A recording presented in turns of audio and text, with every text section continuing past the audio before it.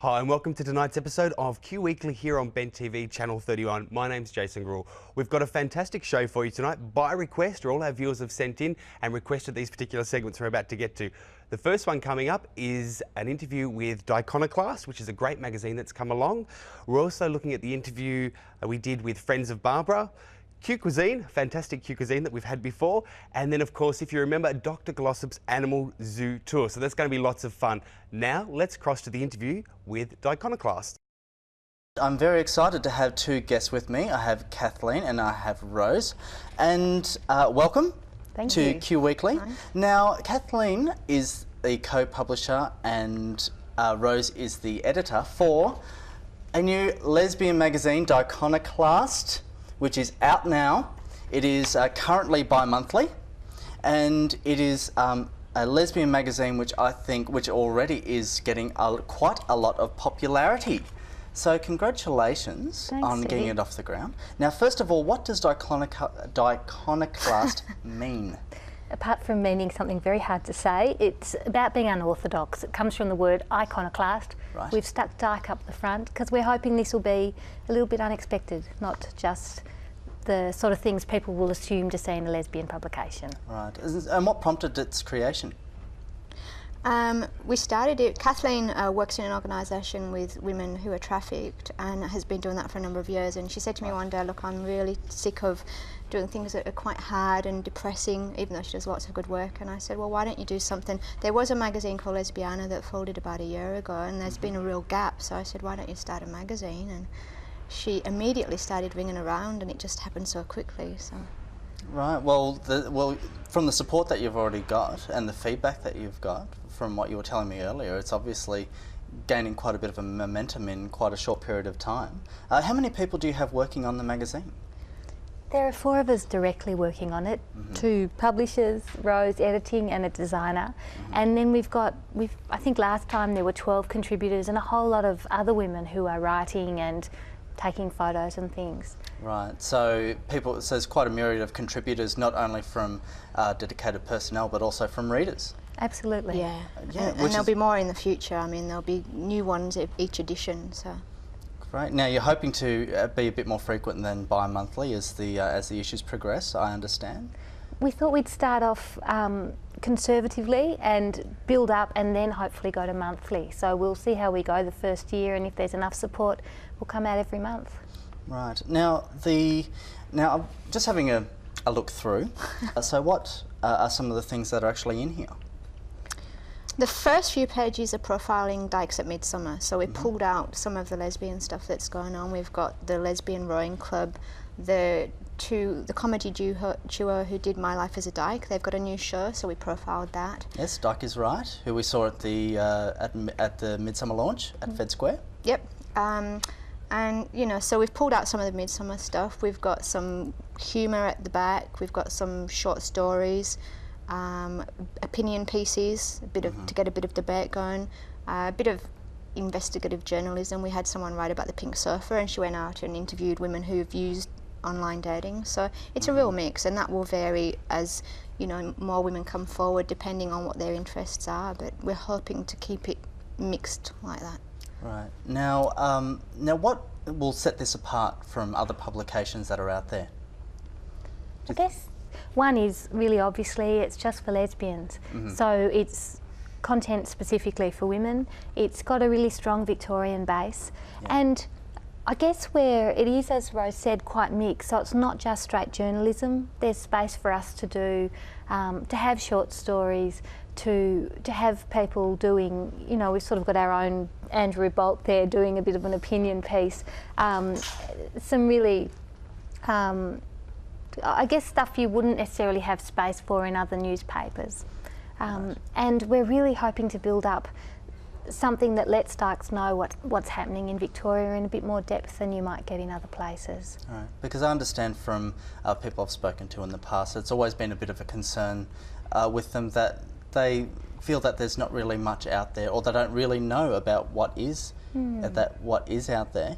Now, to remedy that, now we're having a look. Now, there's also, which will be a very big point of interest to our lesbian viewers, there is What's On, which is on page 20 of this issue, which is also a very good. And we'll have more of that in the future. We've done some interviews with various women who run groups around the place, so we'll have a lot more. As we build up the kind of audience and people know that we exist, they can send in information about what groups they're running, what events are happening, so that'll just get bigger and bigger. Right. And especially if we go monthly in the future, that as well will address that kind of gap in terms of what's going on for lesbians. Great. Now, in the time that we have left, I'll just mention that if anyone does want to contact you, they can either email you on info@dykonoclast.com. Now, that should be appearing at the bottom of your screen right now. That's DYKONOCLAST. Or alternatively, they can contact you on 93846123. Well, thank you very much, Kathleen and Rose, for joining us. Thank you. It's fantastic that you've got something like this. Thanks so much for that, Stevie. Now let's have a look and see the interview with Brett and Friends of Barbara. Okay, we are backstage with the boys, who are also known as Friends of Barbara. Now we have Luke. Hello, hello, hello. We have Nigel. Hey. And Michael. G'day. We're singing recycled verse, performing last season's prose. And now we bring you second-hand shows. We kept the set and gorgeous candelabra, 'Cause that's the only word that rhymes with Barbara. excitement grows, watching second-hand shows. The road is narrow and long, where eyes may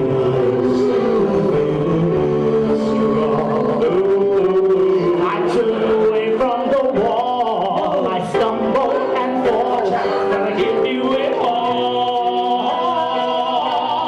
And we got nothing to be guaranteed of, every mouth is being apart. We are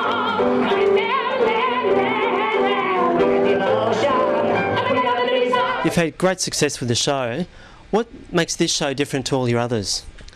I guess we're not really a serious cabaret show. We're not sort of, an 18-year-old guy saying falling in love is really hard, and I know 3 songs about it. It's a lot of humour, it's a lot of irony, and it's we have a lot of fun with the art form. It's not just straight cabaret. Okay. Not straight at all. No.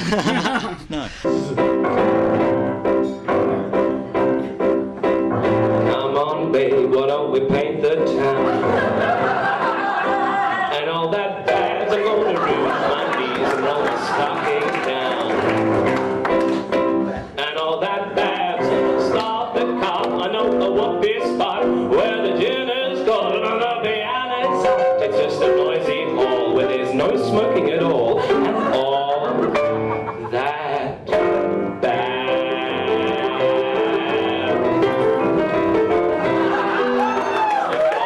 Show me how you want it to be. Tell me, Brittany, 'cause I need to know now what because I did it again. The play with your heart, but lost in the game. Ooh, Brittany, Brittany, ooh, you think you're in love and sent from above. You're not that talented. You're back for Barbara Streisand, call us 3 queens itching for answers. 3 queens bitching their whole life long. You're gorgeous. You're gorgeous. Hey, you're gorgeous. Bitch, bitch, bitch, bitch. Money, money, money, money. Bitch, bitch, bitch, bitch, bitch, bitch. Right or wrong. You heard the rumors, please don't call us up and say that Barbara will retire. We beat around the block and frankly have to tell you that we've got some news for you. We might just ask you for another movie. We will not tippy-toe. We'll charge ahead to show we're good in bed. Who's good in bed? We're that good in bed? I'm great in bed. Where's the bed? Look good in bed. Take off your shoes. I got those shoes. They look like flats. What's wrong with flats? I'm wearing flats. I'd rather pump. We'd rather 3 queens in a room pitching. 3 queens in a room, love your shoes. I'm erotic, he's erotic, they're erotic, we're erotic, bitch, bitch, bitch, bitch, funny, funny, funny, funny. I'm erotic, he's erotic, ball. We don't wear no lipstick on our lips or rings upon our hands.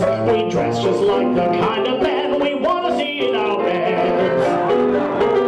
It's just a bit of Mama's Rights Gallery show. Nothing much to see. No drinking allowed to get a nice white crowd, just as plain as it can be. It's just a bit of Mama's Rights Gallery show. Nothing too high tone, just lots of goodwill and maybe one small thrill. But there's nothing dirty going on. Nothing dirty going on. We don't sing no A cozy corner of California and Venice Beach is in our reach. A million pounds of swaying will be with her the way we were. Malibu, Malibu, now we are here. Malibu. Now, with the shows in New York, that must have been such a thrill for you. Yeah, it was great. Well, we were very lucky because Michael was living there, so that was kind of the reason Nigel and I ended up saying, "Oh, hang it, we'll go." And we had success with the first season. We had big sellout seasons, so we went back for season number 2 and then season number 3. So we had a ball, and we had lots of incredible opportunities to meet amazing people and some very strange and fabulous B-grade celebrities saw our show, which was wonderful. So. We met Charlotte Ray, who used to play Mrs. Garrett on Different Strokes, and then Facts the of Facts of Life. Life. Yeah. Quality TV star. Oh my Now, did she see your show? She did. She loved it. Really? She loved it. loved Friends of Barbara. Yes, we have photos. Feel you, Barbara, watch us fly. People, watch us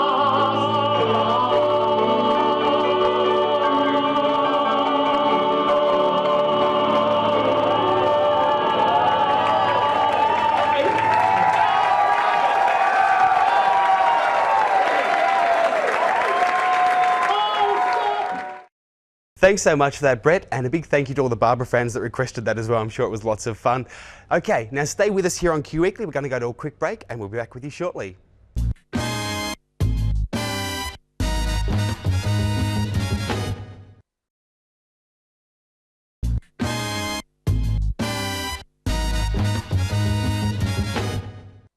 And welcome back to tonight's episode of Q Weekly here on Ben TV. Now let's have a look what's cooking with Stevie on Q Cuisine.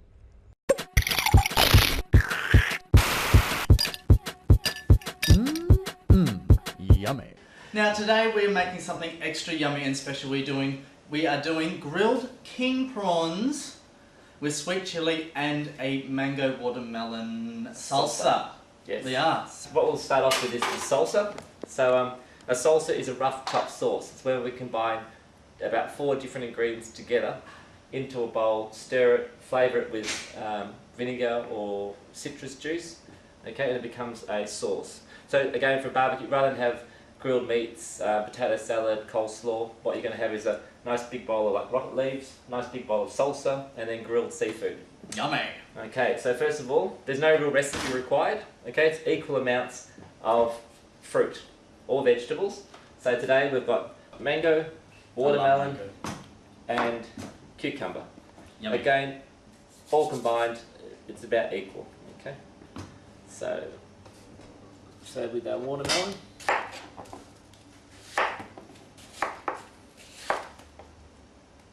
The main thing is putting ingredients together that complement each other. So these work very well. But again, you can use things like like tomatoes, capsicums, honeydew melon, cantaloupe. Okay, the seeds in the watermelon, the black in there, just adds a bit of character. Okay, yeah. Nothing wrong with that at all. It's quite rustic. Okay, rustic, ethnic. It can be formal or informal too. Like you can do a little wreath around the plate. I'll show you some different ways of serving it later. Okay. But again, chopping everything up into fine dice. Don't stir it until everything's in the bowl. Right. Okay. Don't stir. If you do vegetables like carrots, like diced carrot again, snow peas, broccoli, again, you want to blanch the vegetables, okay, to release their colour. Mango, anything with a hard centre or hollow centre, like a cantaloupe, honeydew melon, mango, you're best to peel the whole fruit first. Right. The main secret with this too is everything's got to be of good quality. Okay, the fruit has to be really ripe and at its best. Okay, you can't sort of use tin fruit and things like that. Okay, so you can see here. Okay, let you stir it a little bit now. But that's the main. That's the bulk. So that's why I said there's no recipe required. It's just equal amounts of all through. It doesn't matter if it's a little bit less or more, but you'll find see how the colours all come together. Very pretty. Very pretty. Very nice. And now we have to. We're going to serve it with sweet chili sauce. Okay. Again, we can make a chili sauce. So when you do look at the website, etc., I'll put a sauce with it. But for today, we're just going to season this with some fresh orange juice. Okay, the vinegar or the acid is things like lemon juice, orange juice, lime juice, pear vinegar, balsamic vinegar. Okay. It'd also be nice to have some leafy herbs in this, things like coriander, mint, fresh mint. Now with our prawns, a couple of different ways to do prawns. Okay, these are known as a whole green prawn. Okay, yeah, so a green prawn, green meaning raw.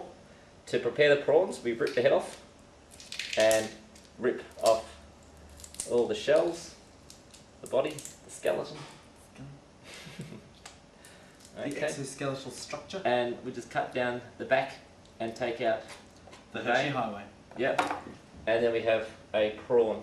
A lot of you will know this is a prawn cutlet. Okay. So a green whole prawn, a prawn cutlet. When buying prawns, when they're pink, they're already cooked. Okay. When they're bright pink, and they're there to eat like they are. They're not to be cooked again. These ones are green, have to be cooked. Right. So to prepare them, one way is to make them into prawn cutlets, like so. Yes. Another way is to leave them whole and just cut down the back. Take out anything nasty in there. Any nasty things, okay? And they can be cooked like that. That's one way, two ways. Another way is to leave the head on still. Right. Oh, so you can serve it with the head on. Serve it with the head on. The head's quite nice to eat. Some people don't like the head, some people do. How do you eat the head? You just crunch away with your teeth. Oh, you mean like shell and all and everything? And yeah. So there's three ways. That's probably it, really. Now to cook our prawns, we're going to grill them. Okay. Yes. Beautiful grilled prawns. And what we're going to do is we need a little bit of oil. Just a little bit of oil on the prawns. Okay. Yeah. Toss, toss, toss. A little bit of pepper. We've got some pepper down here. A little bit of pepper. And a little bit of salt. Wait over that salt. Here it is.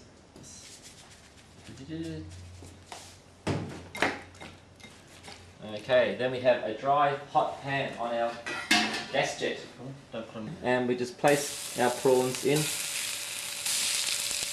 These prawns should take about 45 seconds to cook, believe it or not. So you have a nice dry, hot pan, oil the prawns, place them in a pan, don't touch them, or don't turn them over. You cook one side, then cook the other side, then you serve them. You want a little bit transparent in the centre. Okay, you don't want to overcook prawns, otherwise they'll go tough. Nice platter.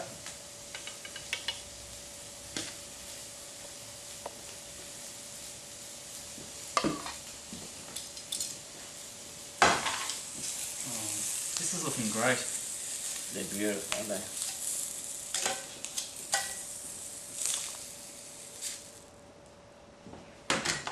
Yeah. And one of my favourite things are these little crispy shallots. Got a nice crunch. Look, fried onion, crispy shallots, rather than from Asian grocery stores. Nice scatter of those. Get some fresh coriander sprigs or mint sprigs would be lovely. And we've got our sweet chilli.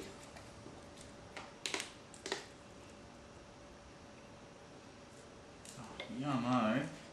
Great, and there we have it. Very great for a nice summer's day. King prawns with mango and watermelon salsa. Ladies and gentlemen, Mr. Paul and Nori, if you would like to contact Paul about this or any other recipe, or about Paul himself, contact him. Hey.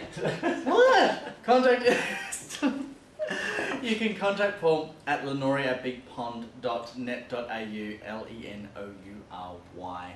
Thanks so much for that, Stevie. It's an absolute shame that I don't eat seafood. Now, here's one of my favourite segments that we've had on the show in the past, Dr. Glossop Zoo Tour. Let's have a look at the footage. Hi, I'm Joe and I'm outside the Melbourne Zoo, which is the third oldest zoo in the world, I believe.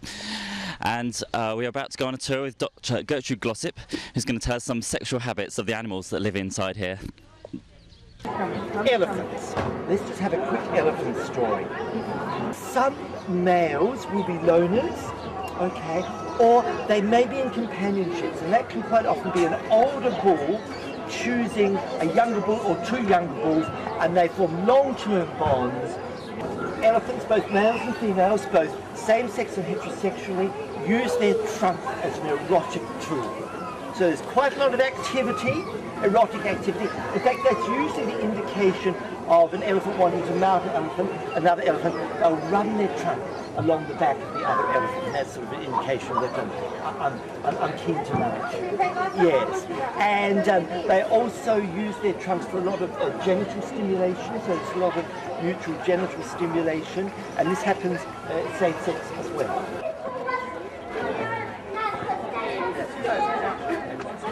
So I'm here with Dr. Gertrude Glossop, who's just done a fantastic tour, telling us lots of shocking things about animals.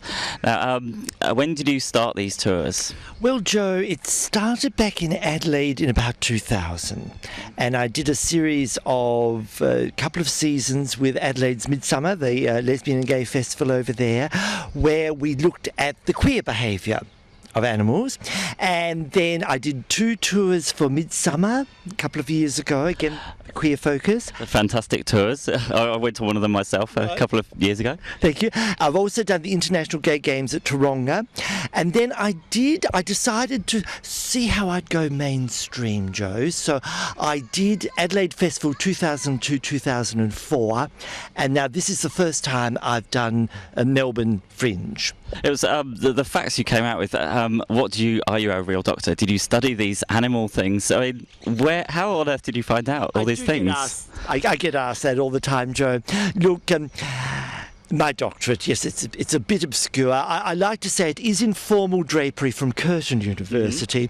So I believe it's really important. I see myself as an educator, you see. So I think it's important to decorate while you educate. I mean, you look stunning here. You look like a zoo exhibit yourself. I hope you don't take that wrong, but I mean, some of the... Yes, well, I try and... I find people don't dress for the zoo, and I'm trying to raise the dress standard at zoos, and I'm hoping in a few years' time you'll see a lot more gorgeous creatures like me at the zoo.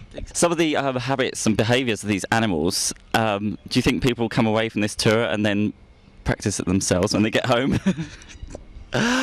Well, you know, we were hoping for some mounting giraffes and things. Didn't quite happen. And what else? Certainly on cue at the Adelaide Zoo, having just described the way zebras masturbated, male zebras, suddenly the zebra formed a beautiful erection and flicked his penis against his belly, just as they do, and that was right on cue, and the crowd were very pleased with that. Well, maybe next year, if you do these tours next year, maybe we can see some of those lovely zebra erections. Now, would it be striped?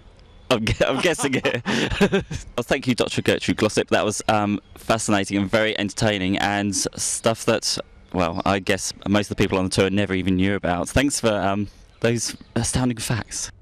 Thanks so much for that, Joe. Now we all know what the animals get up to in the zoo. I'm sure I'm going to have another visit very shortly.